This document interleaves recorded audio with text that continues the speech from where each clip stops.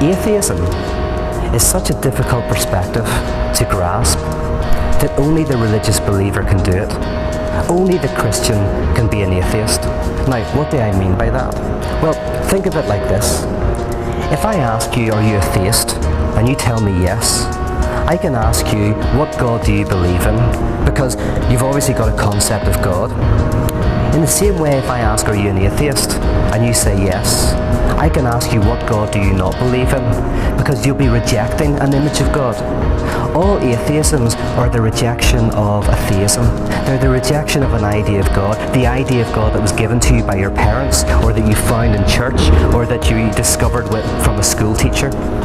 Now, that means atheism is always regional, it's always local, it's always connected to an affirmation.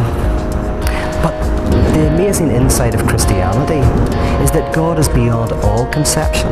God can't be grasped by language, that all theological discourse is a discourse that sends you off course. So in this way, Christians are atheists in the sense that they say, no conception of God can do justice to you.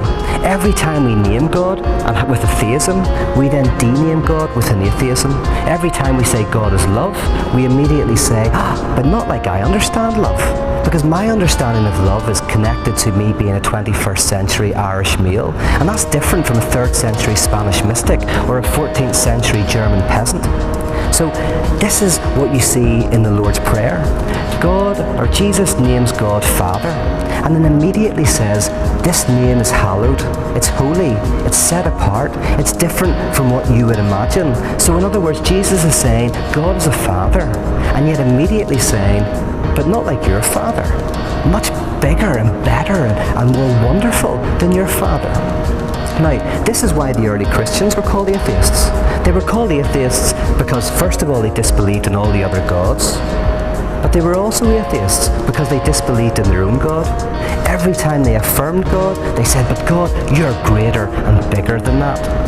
And this is what Meister Eckhart meant when he said, I pray God rid me of God. He said, every time I say God, it's less than you. Every time I grasp you in words, you're beyond those words. Every time I think I've got you in my theology, you blow my theology apart. You cannot be constrained by any boxes. And so in a sense, there is a radical way in which we are atheists, in the sense that we acknowledge that God is more wondrous than we could ever imagine.